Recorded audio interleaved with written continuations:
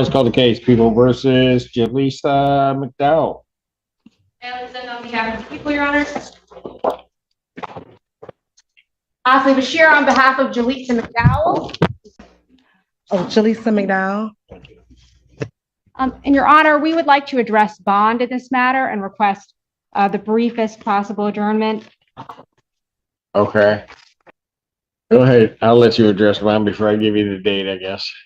Thank you. Before I kind of address the substantive bond in this matter, I do want to address kind of clerical error in another case. The court may see that for case, there's a case out of 1482, 25203, or, oh, sorry. Okay, actually, you know what? I'll save that for the end if it comes up. Just because it looks like she's being held on another matter for a higher bond than she actually has, at least in the system that I. Out of my court? Oh, sorry, 1482. So what would you want me to do with that? Well, in case that was part of your consideration for. Oh, I see. Apologies. You don't want me to change it. No, I do. Oh, so as far as this matters, yeah. You can go to Judge Barr, but go ahead. So as far as this court is concerned, Ms. McDowell is being held on a $50,000 bond. This is the result of an emergency bond motion and the court's order in response to that motion, that hearing on the June 16th. Circumstances have changed since that hearing. My understanding is at that time, the complaining witness was residing very close to where Ms. McDowell resides. Have the circumstances changed to the extent that the allegation of a knife to the body or hand of a 15-year-old has changed? Yes. Well, the charged, alleged, conduct in the police report, as far as that report, which, we have not had any substantive, hearings on the merits on that matter, but the report hasn't changed to my knowledge. But we have, stood mute on that matter. Yeah, screenshots. Yeah. And we do, we are gathering discovery on the matter. And I would say in terms of the kind of concerns related to bond about Ms. McDowell being close to the complaining witness, I do believe that the complaining witness, I understand, is residing in Detroit with her grandmother. She no longer resides next door to Ms. McDowell. I got her moved. Ms. McDowell also she's been in custody for 15 days on this matter. She is willing to go on GPS tether. She has, support in the court. She has a coworker and friend who is here today. Her sister was planning to be here today, but was not able to. I do think that additionally, the hardship of her being in custody is something I request the court take into account. She's concerned about the security of her residence. She's been informed that there has been potential vandalism and potential people breaking into her home while she's been out. No one else is officially residing there. Ms. McDowell has there's no allegations of Ms. McDowell trying to contact the complaining witness. There's no allegations that she's been making jail calls. She has no intention of contacting the complaining witness in this case, and she understands the seriousness of that. And so I do believe that the being held in custody on a $50,000 bond is excessive in this matter. We can address. Yeah, okay. You're saying the bond I set was excessive? Well, at present, given the current circumstances, which have changed, the information you had before you then is not the same as the information as it is now. Of course, I would not question the court's judgment. But specifically, because of the potential hardship to her and the concerns about her home, the concerns about the fact that she is no longer anywhere near, she won't be anywhere near the complaining witness. And, she has already been in custody for 15 days. The final matter is, she has, she works as a supervisor at her workplace. She's been there for 5.5 years. She is very concerned about, her job. And so I would request, that she be able to be released to work. I understand that one of the release conditions includes a GPS tether. She's happy to go on a GPS tether and follow any conditions this court thinks are appropriate for her to be released. But if the court would consider, her. Where are the other two children? My kids were left at Yeah. home attended for 2.5 weeks, sir. And I literally moved my kids to Detroit to my mom. They are safe now, and I did sign my rights over, sir. But my children were left home attended for 2.5 weeks. I sent cash up money to them. This it is was a Miss safety McDowell. concern. I don't think we want to address anything with the children right now, other than the fact that they're residing with their grandmother. I got the move. I just want you to know that, sir. And Miss McDowell, all 3 children are living with the grandmother. And I've been working from my jail cell for 3.5 hours a week because I had to still provide for my children because I knew that they were home left attended. I have that on recording on the jail cell as well. With the CPS lady, her name is Tiffany Avery, sir. And to be clear, this is not a conversation involving the children. It was just. And I've never been accused of anything violent. The other accused, the malicious property destruction, I have a $10 bond, sir, and that is taken care of. And you prosecuted her rapist, and that was the Ms. dad. McDowell, I think if you can just hold off on saying, I think we'll address anything. I just wanted to speak up for myself, sir, because I'm not a criminal, sir, and I really, really do need to go to work, sir. I've exhausted my funds and I've been taking care of my children for 2.5 weeks. I didn't make contact, but I do know that they were home by themselves. And it just was discovered. And the CPS worker is going to be providing those information as well.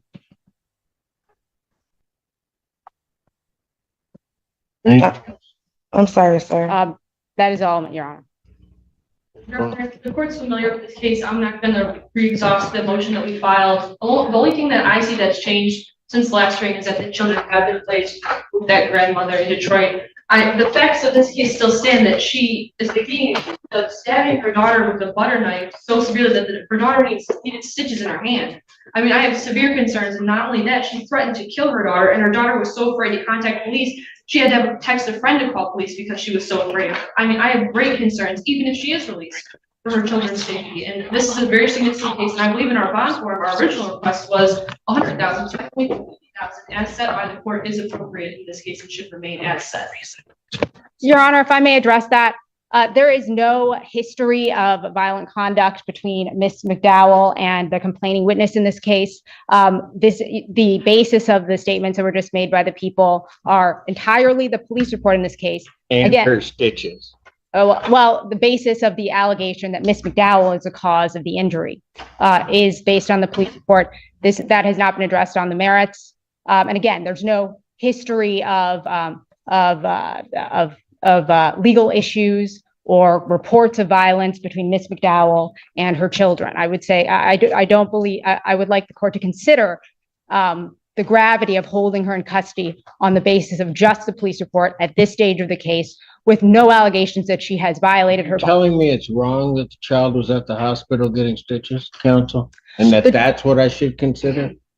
I want the court to consider the fact that that Ms. McDowell has stood mute. The court has entered an act. I understand all of that, but you're asking me to consider her hardship and saying that there are certain things that may be objective in that police report that I shouldn't consider that. I would like the court to consider the fact that Ms. McDowell is no longer going to be anywhere near that child. So if there is a concern about the possibility that that injury may have been caused by Ms. McDowell, which we deny, that would be addressed by that fact. In addition to the fact that there would be a GPS tether as part of her bond conditions. And I did also make the record clear. She does have a previous conviction for domestic violence from 2018. She also has a previous conviction for larceny from 2020, and she also has the pending case of the MDOP with another domestic relationship.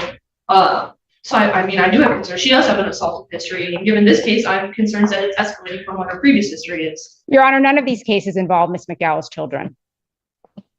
Yeah, but you said she didn't have a violent history. She got a DV conviction. Motion for bond reduction is denied. Bond will continue. Court does call the case of the people versus Barrage Scott. For the judge. Court shall feast on behalf of Mr. Barrage Scott, who is the person on the podium. Mr. Scott, please state your name for the record. Well, Dante Scott, sir. How you doing, Barrage? All right, just glad to see my family in here. That's all. Thank you, Judge. Been here every time for you. All right. Thank you, Judge. I believe this is a competency review. My understanding is that we do have a report.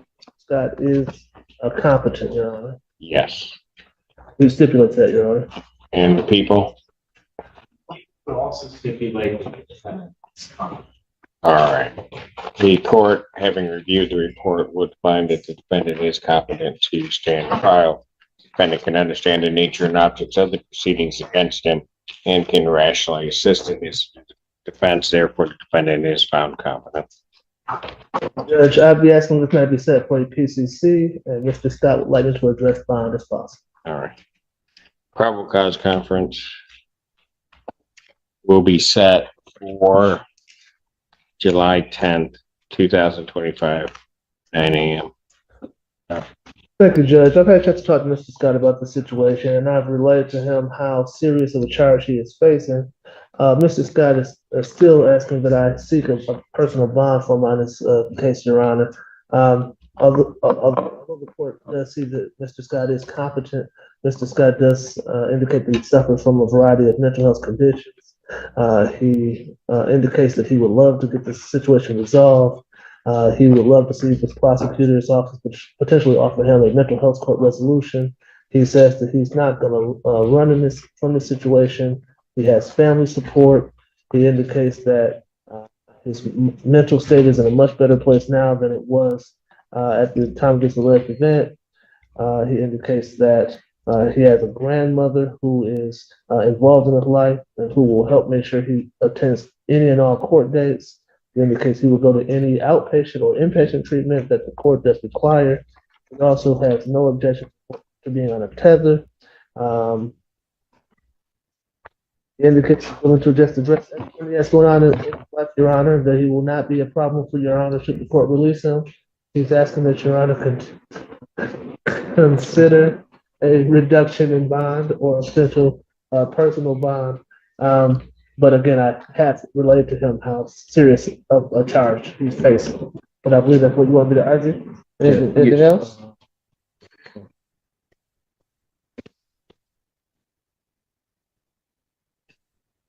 Mr. Scott says that he's on his medication now, and he's obviously much better when he's on his medication than he is when he's off his medication, and he will stay on his medication should the court allow him an opportunity to be released.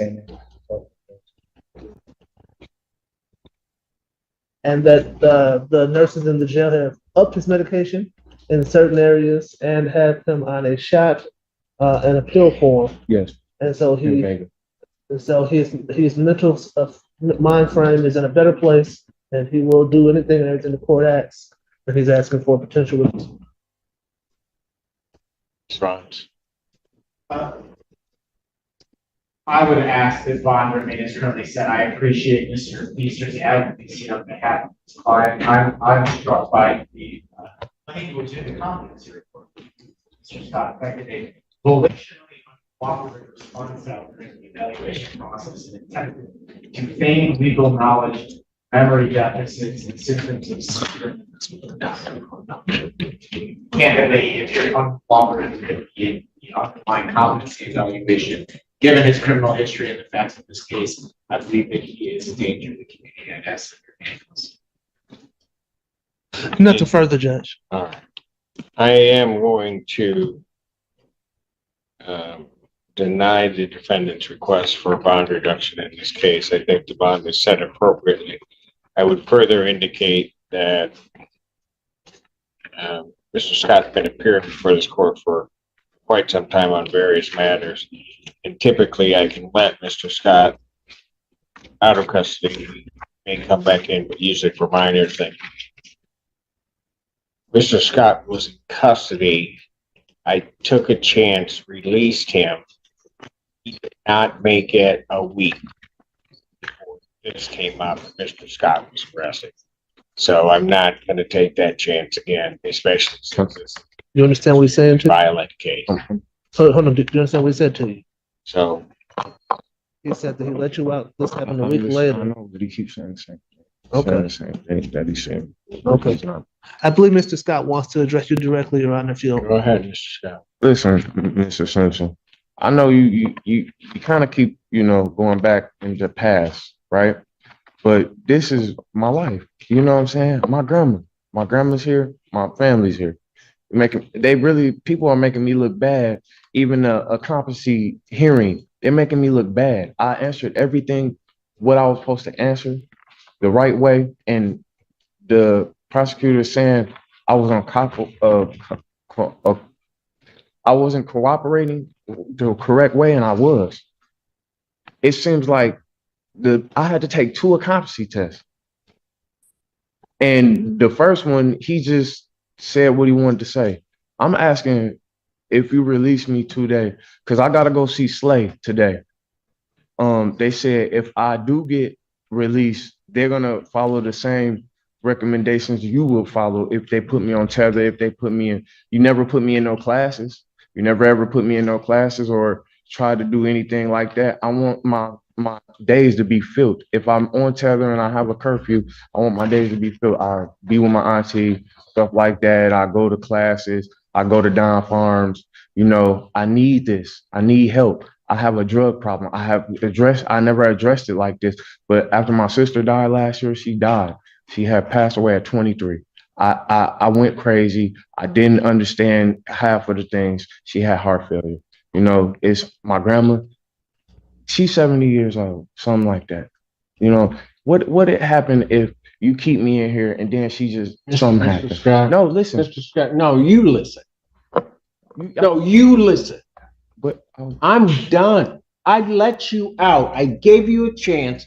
I've given you numerous chances. Saying that anybody's trying to make you look bad, I don't have to go to the past. I let you out. You don't make it 8 days. And now I have you involved in a crime that involves pointing a gun at another person. I'm done. what do you mean? Listen, Can you just let me motion for bond reduction denied, bond will continue. Thank you, Judge. But Go to you Deputy. ain't let me speak Go though. to Deputy, Mr. Scott. You ain't even let me speak. Thank you, Judge. In this emotional sentencing, Judge Simpson held a bus aide accountable for abusing a disabled child on video. After hearing the mother's powerful statement, he imposed jail time and probation. These cases remind us why protecting vulnerable children must be a priority in our justice system. If you found this case as shocking as we did, make sure to hit that like button, share your thoughts in the comments, and don't forget to subscribe for more jaw-dropping courtroom breakdowns.